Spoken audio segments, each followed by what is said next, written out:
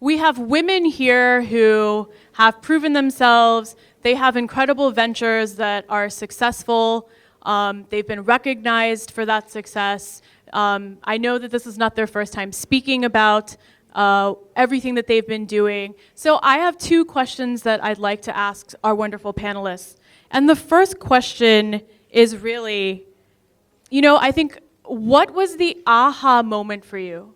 The moment when you knew that you had to start your business or start your venture, or for you maybe pursuing a book idea, what was that moment for you and how did it transform you? And we can keep this as freestyle, or I can call on you guys. So I'd welcome you guys to just pick up a mic and start talking. Gosh, I'm still waiting for that aha moment to come, actually. I'd spent the past 1 month in South India sort of doing tsunami flood relief work, and then suddenly I'm in this beauty pageant. And it was such a stark world. I kind of remember sitting there saying, you know what? I don't really care about being in this beauty pageant. I want to write about it. And that's really, I was sitting in a little hall like this, and there was girls practicing walking up and down the runway in swimsuits. And I was like, fuck, do I want to do this? I don't think so, but I'd love to write about this. I'd never written, I was always a big reader growing up. My grandmother was a writer, and I think I started writing a book when I was 7 or 8. And then I remember saying that, you know what, in that beauty pageant, I started taking notes, and I said, I'm going to write 10 pages a day for 1 month. And if I spend 1 hour writing 1 page a day and work 10 hours a day, that's kind of like, an office job. I will have a book at the end of 20 days. And I did do that. And I remember finishing this 250 page book, and submitting it to editors, just mailing it in. And every single editor said no. And then one day I got an email from Penguin Books saying that we'd like to publish your book. We're going to pay you 2,500 rupees for publishing this, but we'd like to publish this book. And the book came out 4 months later, and it was a bestseller for almost a year and a half. And I remember being very young and being sort of in all sorts of pieces. She wrote this controversial book about the Miss India pageant, and I was on all these TV shows, and people sort of started attacking me, saying, oh, that book was such a stupid book. And I remember then that was when the second aha moment came. I said, I will never, ever allow anyone to call me stupid again. And one day I will write a book that is not stupid. And then I did that. 10 years later, I wrote India in Love, which is a serious work of nonfiction on gender and marriage and sexuality. So in brief, that was the journey. It started from, of all things, a beauty pageant. And 10 years later, we've landed up here. Okay, so I think for me, the aha was it wasn't an aha, it was a aha, shit just got real. Sorry, pardon my French, but it was when people, we were raising investment. This was last year sometime, and you're these two kids, 22, 23 years of age, standing in a boardroom. Not that that was new territory, because we had worked in corporate jobs before that. And 20 people, business veterans really knowing their business inside out, are looking at you and saying, okay, fine, this kind of makes sense, and we'll put money behind it. And that was like, okay, so this just got real, and this means we're onto something.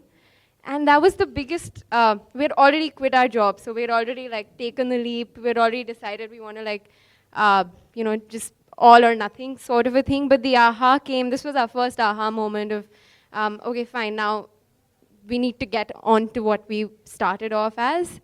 And there's been no looking back ever since. So I said the aha moment was actually long before I started Popic. So it was when I decided I wanted to be an entrepreneur, or realized I wanted to be an entrepreneur at a really small startup that was doing something in fashion and data analytics in London. It was about 2 weeks into that job that I realized that it is actually possible to love doing your job every day. And I think that was the moment for me that I would come home and I would want to work further. And they were paying me basically nothing because it was a startup. But I absolutely loved working there. I loved the energy of the startup. I loved talking to the founders, just hearing about all of the things they had to go through. It was a really tough life. But I think at that point I was like, I'm actually never going to be able to go back to consulting. I'm just not. And I remember after that turning down the consulting offers because I had to go back to my old firm, not taking a job at Amazon, and actually starting to look for a co-founder. And it's funny how when you're looking for that opportunity, introduce you to someone who happens to be a friend and wants to do something similar, and you end up doing something with this person who you've never met before. In a month, I met my co-founder Priyanka, and we decided we wanted to do this together, and like it's now been, I think, 2.5 years, and we've had a fabulous journey. And it's, I think it was just that moment, just knowing that you were definitely going to quit and take the leap and take the jump. And I hadn't even found what it was then, but I think I knew that I just couldn't go back. So for me, it was that. And I'm glad that happened, yeah. As an individual, what has always pushed me is whenever somebody has said a flat no.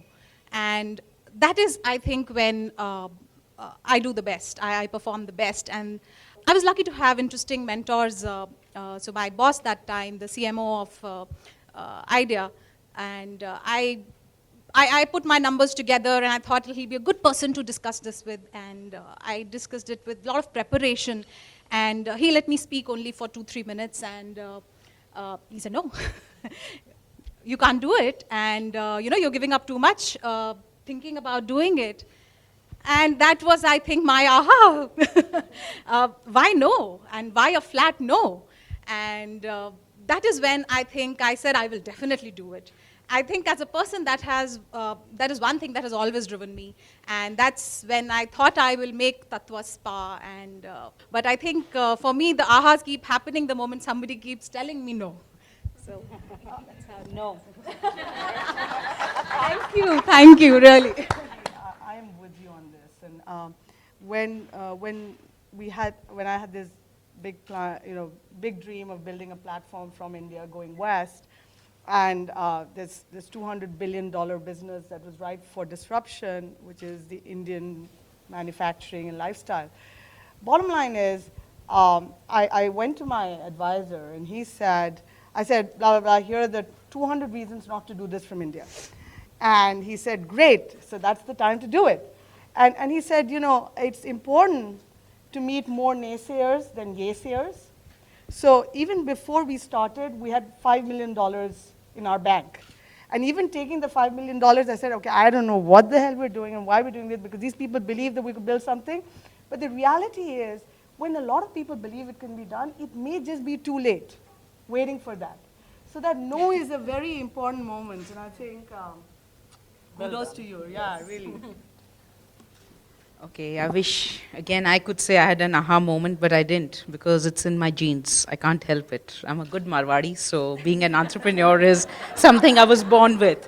At 21, when I decided to open my first restaurant, it was because I had a little bit of money in my pocket.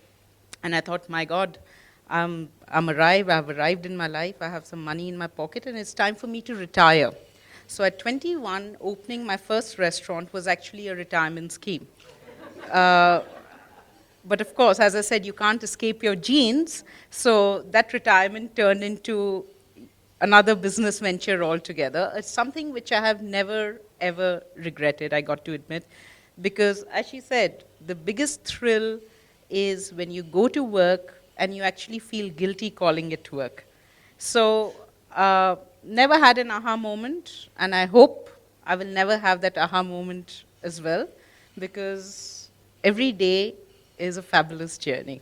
Some incredible quotable quotes from everyone. And what I think is interesting is that each one of you said a very different thing and focused on a very different aspect of the journey of being an entrepreneur, or even just starting something new, right? So from challenge to suddenly being given a lot of money or responsibility to it just feeling totally natural and like you were home, to making a plan for yourself to the future, and also to telling a story to the world that no one could say is stupid. These are all really great aha or not aha moments that you guys have shared. And so I want to thank you for talking about that particular element. So my next question for you guys is, so you talked about the moment when you really felt like you were onto something and you had to pursue it, right? You knew you were going to move with this forward momentum.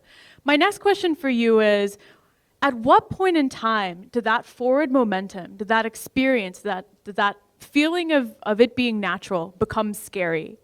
And I'll add a little bit of framework to this question. So I have a mentor that basically said, you know, Avni, at the point in time in which your business gets to be like, oh crap, what do I do? Like, people really like this. And I think a couple of you alluded to this. You know, what are you going to do? What are the plans that you're going to have? So that really got me thinking about how I was going to expand into the future. So I'd like to hear from you guys. At what point in time did your venture, did your life's work become scary, become an oh crap moment? Well, I'm kind of waiting for the day when it stops becoming scary. You know, that's when it'd be good. And this was pretty scary, you know, when I got a published version of this book in my hands. And then I said, now this stuff is going to come out into the world. And what are people going to say? What are people going to say about me? And I really remember I sat in a dark corner and I cried for 3 hours and saying, oh my gosh, I don't know how I'll be able to cope up with this book coming out into the world. And then it did, and it was absolutely nerve-wracking. Lots of people attacking me from all different angles, saying that what's going to happen. I remember my mom really that was my mom coming up to me really sad. She's like, "Beta, ab to tumhari shaadi kabhi nahi hogi." You know, this is it. This is, you know. But then it wasn't. I think that nothing was as bad as that first month. You know, things only got better, and things. As the book got, you know, people started taking it seriously, and lots of people said we love the book. Lots of really, you know, respectable people, and then it's been a good journey since. But that first month, the minute I held that book in my hand, my gosh, I still remember, you know, that feeling that I had. But it's always scary in the beginning, whether it's a book or a business. So. We tried to understand the whole aspect of why a spa would be used in a corporate hotel, that too in Hyderabad, which has places like a Falaknama Palace, etc., and Westin, and why would somebody at a Lemon Tree use a spa there? We tried to, you know, break it down, and we went back and told them, yes, we'll do it, but we'll need freedom to redo your menu and everything, and etc. It was a leap of faith. We reduced their pricing by almost 25%. In the first month of operation of spa over there, we were able to increase their monthly revenues by 80%.